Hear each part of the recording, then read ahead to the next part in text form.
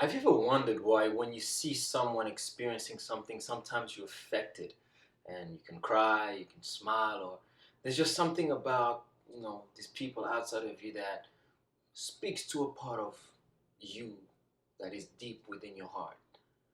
That's because you're connected and deeply within everyone or everything. We are all connected to each other and we are one. And you're probably asking yourself, okay, why and how? Good. I've got your attention. Let's talk about it.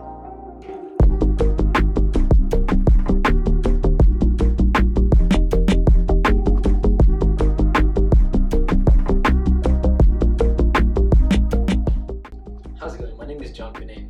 If this is your first time visiting my channel, make sure you click on that subscribe button. Also smash the bell as well, dong, and click on the like because it does help me quite a bit. And the purpose of this video is to show you and I and everything is connected as one through love. Ever since I was a kid, there was something that rang true about me. And that is that I always wanted to be free to love in the way that my soul finds is right. And I always want others to be free to love me in the way that their soul finds is right. From a young age, I always had this knowing, and my first experience with love came from the people who raised me, my parents, right? I loved them and they knew that unconditionally, and they loved me and they knew that unconditionally.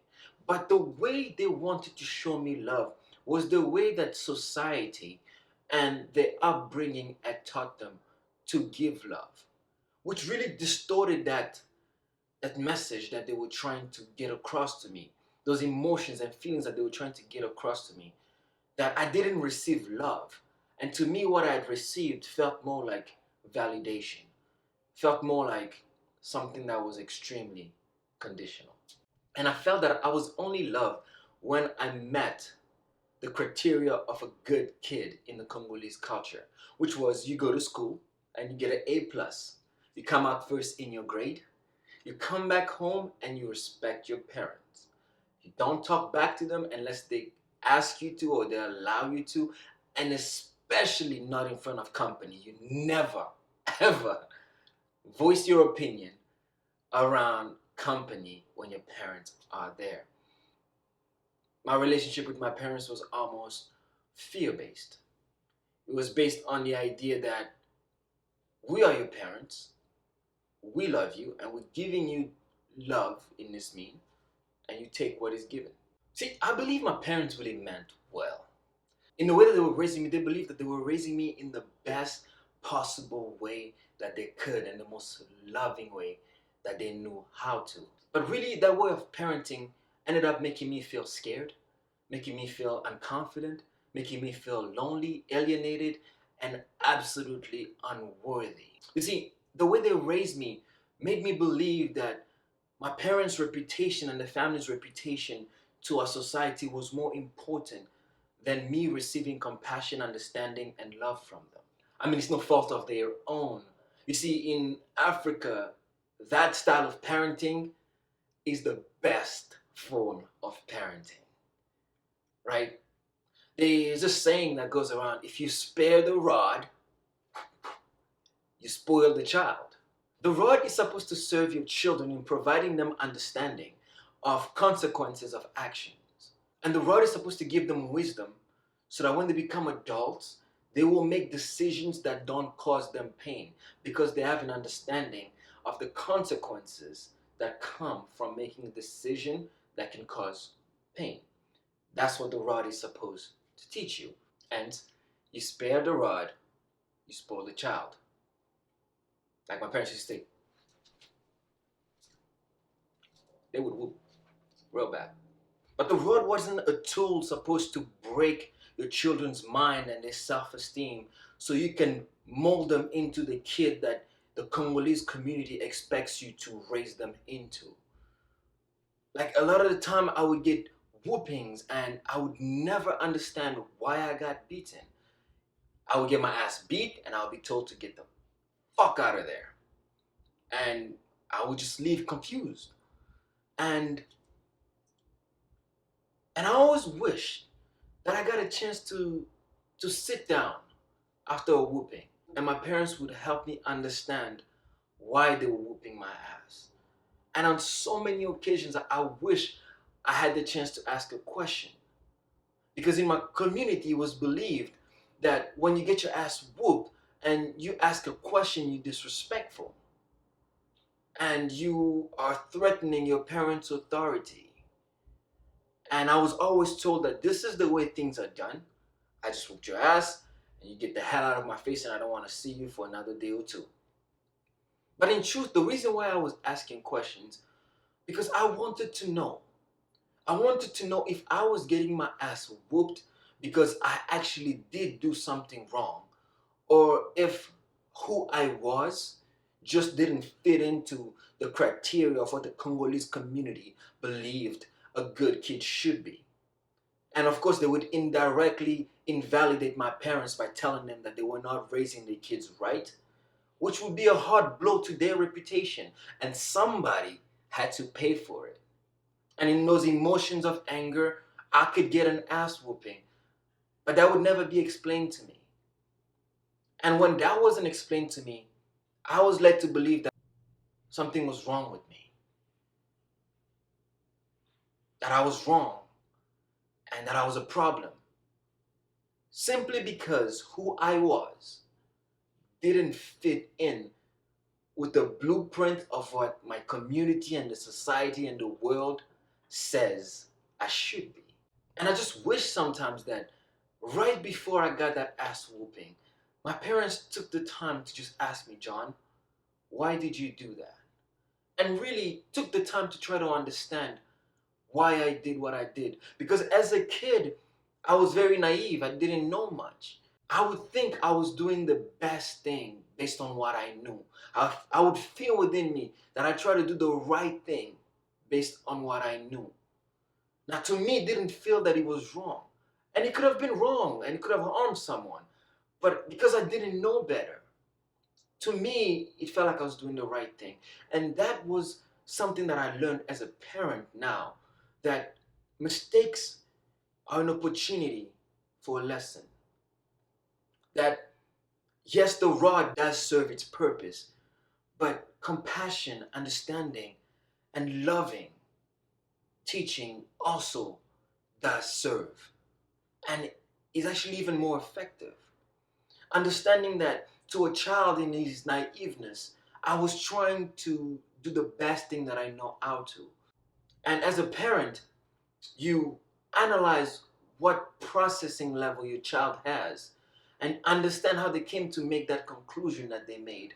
And you as a parent filling in the blanks, teaching them where they were wrong, teaching them how their actions hurt someone. See, that is something that is effective even when a kid becomes an adult.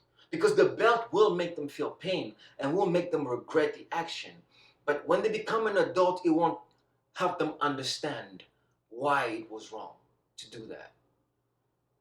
And the simple fact that there will be no one around to whip their ass when they're adults is the reason why they will go off the rails. And I went off the rails because, yes, I got whooped, and all that made me think was, oh, I can't wait till I become an adult and I don't have to get whipped for doing what I want to do anymore. But I never understood how my actions were hurting other people, whether it was my parents or my community.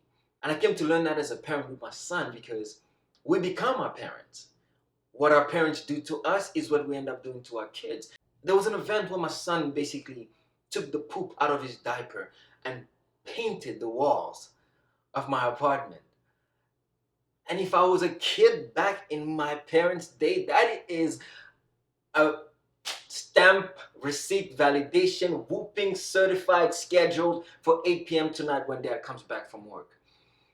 But that was an opportunity for me to also realize that as a parent, he doesn't know better, and I failed to teach him. But for the most part, I wished that I was led to understand. I wish that I was asked why I did what I did, because that would allow me to feel understood. And feeling understood would empower me to spend more time trying to understand why I do the things that I do, rather than just be afraid of the pain that would come from the ass whooping. You see, my parents truly believed that they were showing me love because that's all they knew. In a post-colonial Congolese society, where the colonizers that came who had wealth and power would justify the abuse that they committed against their captives with Christian doctrines.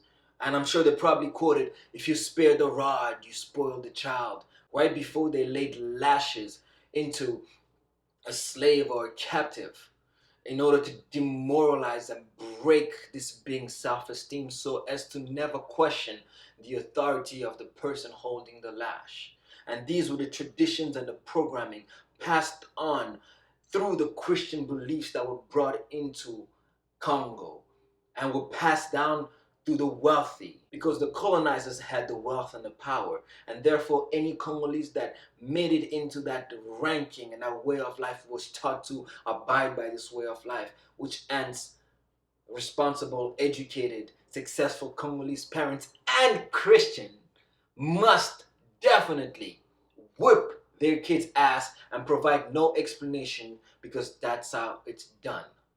And that's the world that I grew up in. And that's the way my parents also grew up. So I don't blame them because they didn't know better. And this became the way I started treating myself. And hence became the lens that I would look at everything and everyone through. And when I would be outside of my home or whenever I would be around anyone else, I would treat them exactly the same way. When they would make a mistake that hurt my ego and my pride or my reputation, I would deny them love, understanding, and compassion because they had to pay. That's what I knew. That's what was done to me. And it's only fair that every other person that makes the same mistakes that end up hurting me the way that I made my mistakes as a child, that I treat them exactly the same way. And they have to pay for what they did. And I would want my vengeance every single time someone would make a mistake towards me or hurt me. I would want vengeance. And if I couldn't fight them, I would deny them my love. I would ignore them. I would insult them. And I would create rumors and gossip. And I would be judgmental of them because that's all I knew. A deep part of me knew that that was not love. But I believed it to be love. Yet I knew in me that something was off about it. But that's all I knew because that's how I was raised. And even when I left my parents' home, whenever I would make a mistake, that is exactly how I would treat myself. I would deny myself love, understanding, and compassion. I would feel the need to punish myself. I would feel the need to hurt myself, feel pain, and feel guilt. And I would overwhelm myself and deny myself love, understanding, and compassion. I would make myself pay every time I would make a mistake, because that's what I came to believe love was. And loving myself would mean treating myself the way I was treated as a child. It wasn't until I really moved far away from my parents' home, living in a new world with new beliefs and a new society, and an event really happened that shook my beliefs, that I started to learn more than what I knew. Because I would never pick up a book. This is the advice that my uncle told me before I came to America. He said, don't ever read a book. Because when you read a book, that's how they get you into witchcraft, the Illuminati, and all these other sects. And I know he meant well. Some people have been drawn in that way. That makes me think of a saying that I now learn as an adult, which is, if you want to hide something from a black man, you put it in a book. That could have been his programming, and it was true for him where he came from. But when I started learning and reading about other people, about the culture that I was now in, about the different cultures and beliefs and religion, and I started to learn about how they defined love and what love was to them, this started to speak to a deeper part of me that had been suppressed. I didn't fully understand what it was, but the more I would learn, it started to find things that it recognized in different cultures and in different people. So that felt right. That felt like the right way to love. That felt free, that felt real, and that felt unconditional. And the more I would learn and gain knowledge, I started to realize that the way I treat people is just a reflection of how I feel about myself and how I treat myself. And as I started learning more about what unconditional love really is by learning from cultures and religions and people of different races and different colors than me. I'm taking the good things about the way they loved each other in their culture.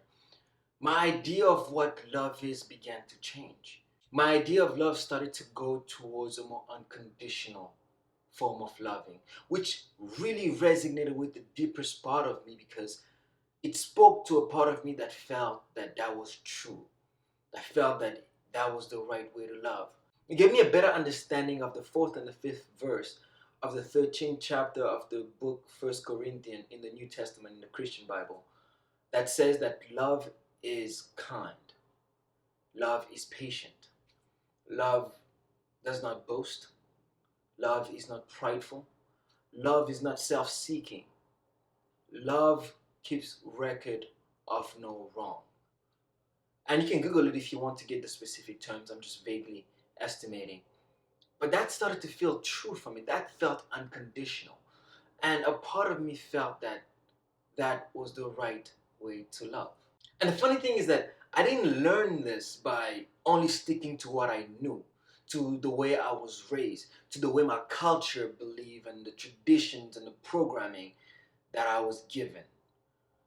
I learned this by learning and going beyond myself and learning what people that are different from me in race, people that are different from me in name, in ethnicity, in belief, in culture, in region of the world where we grew up or we live, people that are completely different from what I know.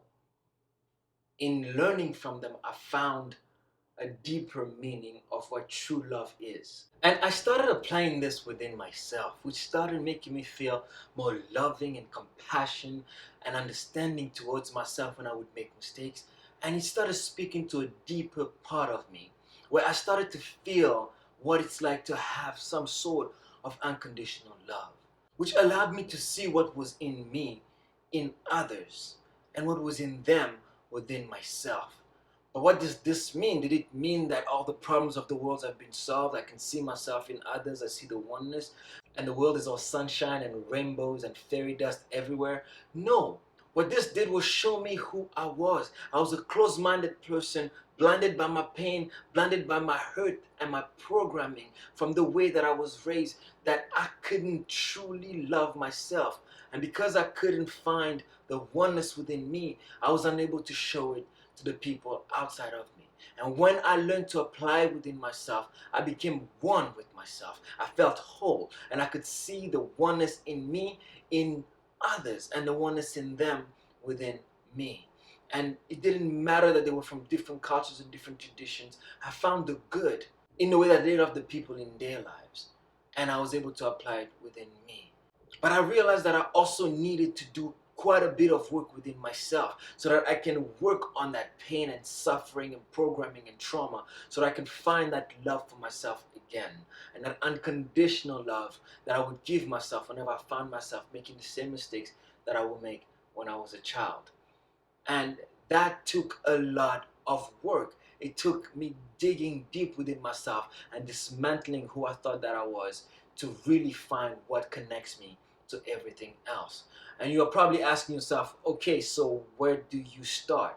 And you probably didn't ask, but that's probably a question that you will ask yourself at some point in your journey. In the next coming videos of this series, I will be showing you the things that I struggled with and how I overcome them using love in every single one of these aspects, which made me understand that I was connected to everyone, no matter where they come from, no matter where they live, what culture, what race, or how different they were from me. I was connected to them because they faced the same struggles, and only love was what allowed me to put myself in their shoes and see them for who they are. And only love will allow them to put themselves in my shoes and see themselves within me. I understand that love became that bridge that transcended the differences and showed me the oneness of all things. So definitely stay tuned for those videos. They will be coming up every single Sunday, coming from this one in this series of oneness. I hope this video was helpful to you. If it was, definitely share with a family member or friend. Give it to as many people as you can, because the goal with this is to spread knowledge and awareness so that we can all awaken and become our true self that we were created to be and live this life to the fullest. So definitely click on that subscribe button if you haven't yet. Click on the bell as well. Smash the like because it helps me quite a bit. This is Jumping In with the Awaken Soul Tribe, and my goal with this channel is to provide you with knowledge, because knowledge is power, power to free yourself. But the question remains, my friend, do you want to?